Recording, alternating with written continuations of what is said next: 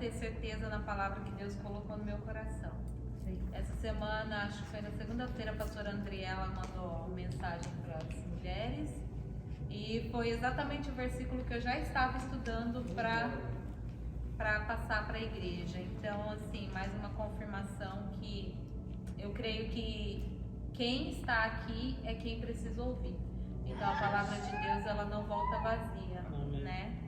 Quero convidar vocês a abrir comigo a Bíblia na segunda carta do apóstolo Paulo aos Coríntios,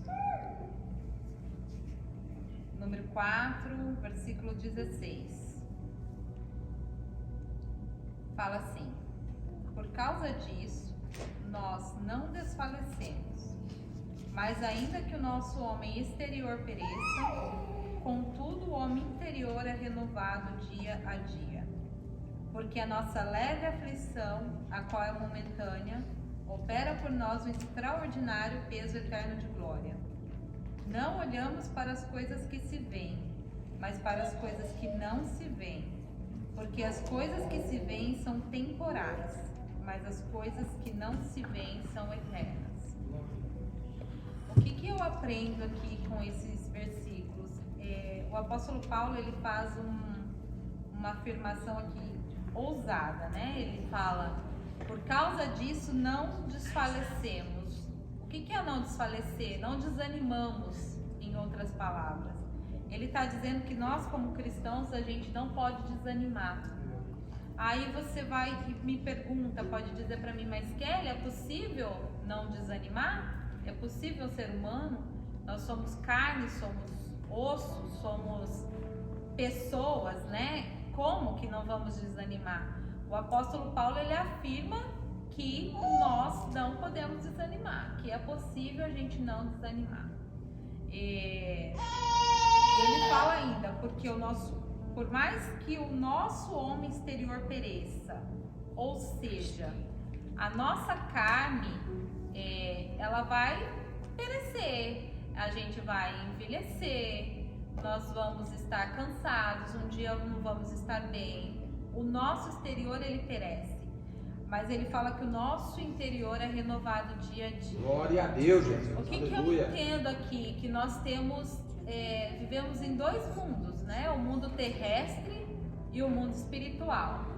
Então, no mundo terrestre, a gente tem luta, a gente tem provação, a gente tem aflição, mas nós, como cristãos, temos que ver onde estamos focados. O nosso mundo espiritual, ele diz que ele se renova dia a dia, então o nosso espírito tem que estar renovado a cada dia, né? Eu não estou falando de um positivismo, que eu tenho que ser positivo o tempo todo, mas nós somos cristãos, então o nosso espírito tem que estar renovado.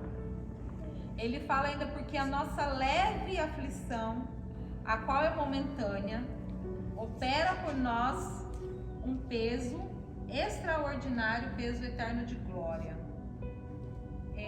Aqui ele está falando que a aflição é leve e momentânea, ela é passageira, e que o peso de glória, ele é muito maior. Então, por mais que perecemos nesse mundo, a glória que é eterna é muito maior. Glória, né?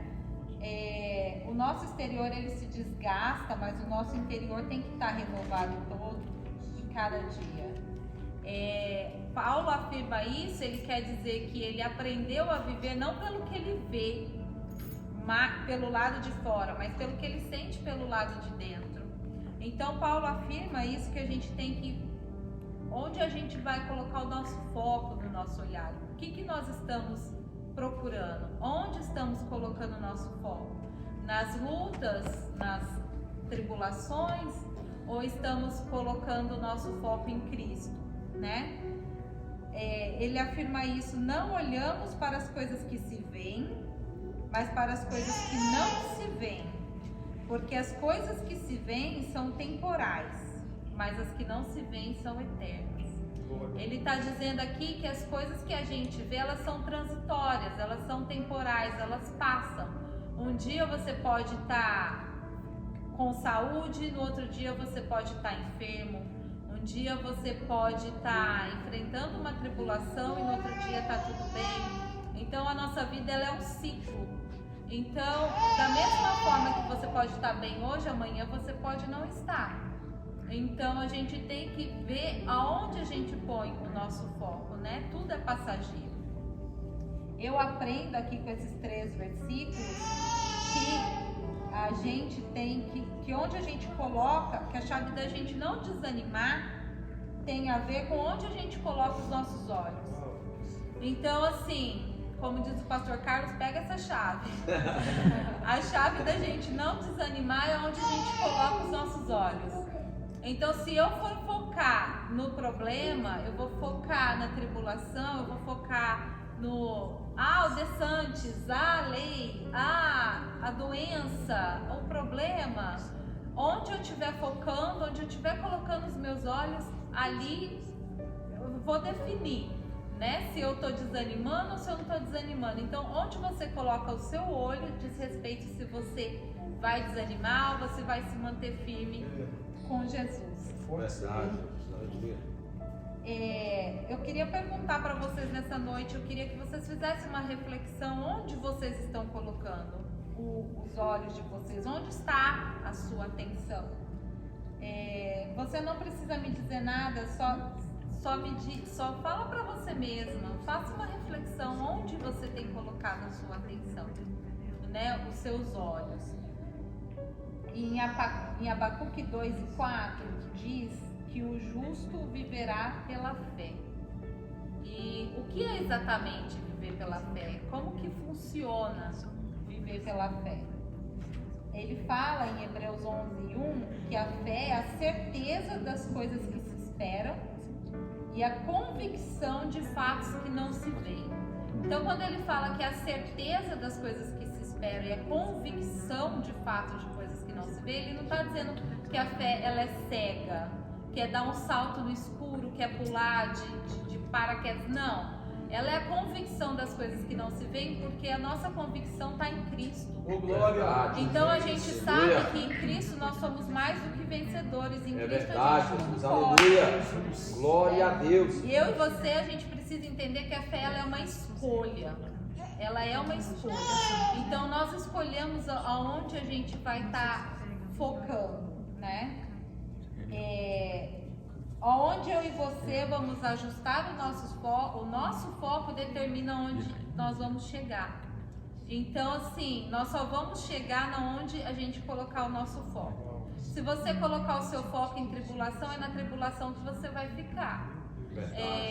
A Bíblia fala que enquanto Pedro ele estava focado em Jesus, ele andou por cima das águas. Mas no momento que Pedro olhou para o lado e viu a tempestade, ele viu o vento, ele perdeu o seu foco de Cristo e ele afundou. Então, enquanto a gente estiver com o nosso foco no alvo, que é Cristo, nós vamos andar. Glória a Deus. Né? Aleluia. E Deus vai dando vitória, de vitória em vitória. Glória a Deus. Muitas vezes não se trata de Deus fazer, se trata da gente enxergar o que Deus já fez. Então, às vezes a gente está passando por luta, por tribulação, por alguma coisa e a vitória está ali, a bênção está ali e a gente não está enxergando, né? Então, às vezes a gente precisa prestar mais atenção nos detalhes. A Bíblia fala também que Agar, quando ela saiu da casa de Abraão, ela foi para o deserto com o filho dela e ela abandonou o menino num determinado ponto porque ele estava com sede e ela não queria ver o menino morrer. E ela saiu de perto e o anjo do Senhor chegou e falou para ela: o que está acontecendo com você, Agar? Por que você está aí, está chorando? Olha, simplesmente olha. Ela estava na fonte. Deus não fez o poço na hora que o anjo chegou. O poço já estava lá, ela não estava enxergando. Então, às vezes não se trata de Deus fazer, se trata da gente enxergar o que Deus já fez. Aleluia. Né? Porque Deus faz. Ele faz infinitamente mais do que a gente pode pedir ou pensar, né?